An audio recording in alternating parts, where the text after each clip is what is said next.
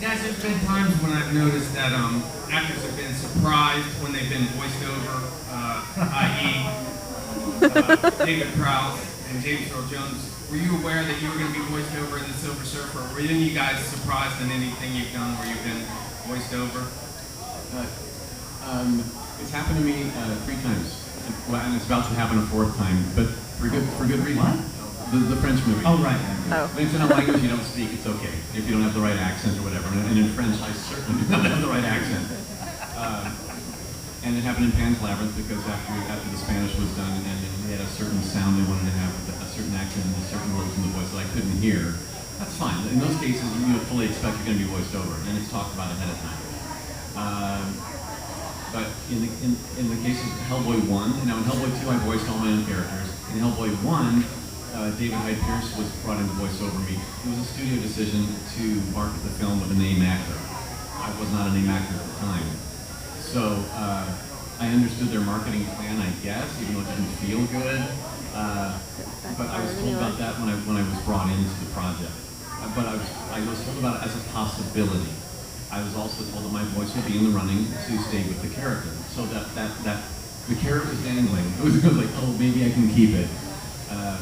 But I got the courtesy of a phone call from our director, Guillermo del Toro, when the decision was made by the studio to replace my voice. My voice was perfectly fine. They all told me it was not a performance issue, that it was just a matter of marketing.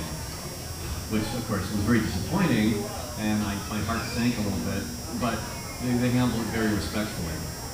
In the case of The Silver Surfer, it was a little bit more of a surprise, yes. I read about it in the Hollywood Reporter like you did. Yeah. In fact, I had done my voiceover looping for the character 2 days before that article came out about Lawrence Fishburne voicing over me. And so it was one of those things where like 2 days later, really? But again,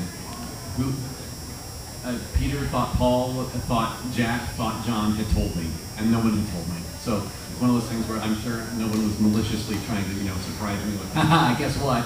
But it was, just the way it happened. It was forgotten about. And again, it never feels good to be voiced over.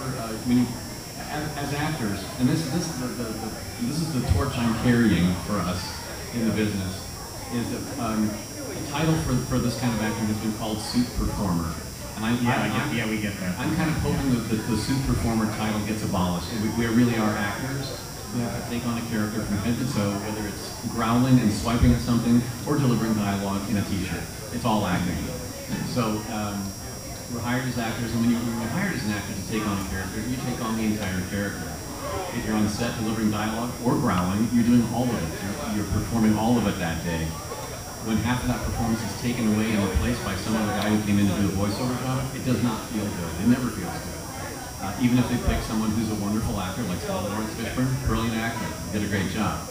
But when I'm watching a movie going, oh yeah, I can hear that. You know what I mean? I remember what I did, and I know the difference. So the audience may not have a clue, may not care, and that's fine. But yeah, but it never feels good, and I want it. I know the difference. Yeah.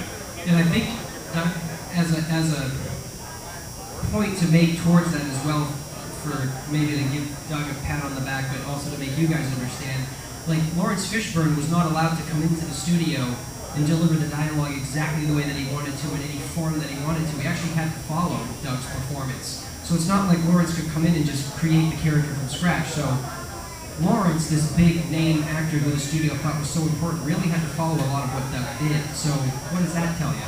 Studios don't quite know what they're doing. And then I think I had shared something with Doug in Australia when we got the news, which is one of my favorite things that I try to let everybody know because it's a different way to look at how it is. Look at it this way. The character was so massive that it took more than one person to bring it to life. So Doug, Lawrence, and the computer graphic guys had to create the Silver Surfer. But Doug did most of the work. He did the heavy lifting.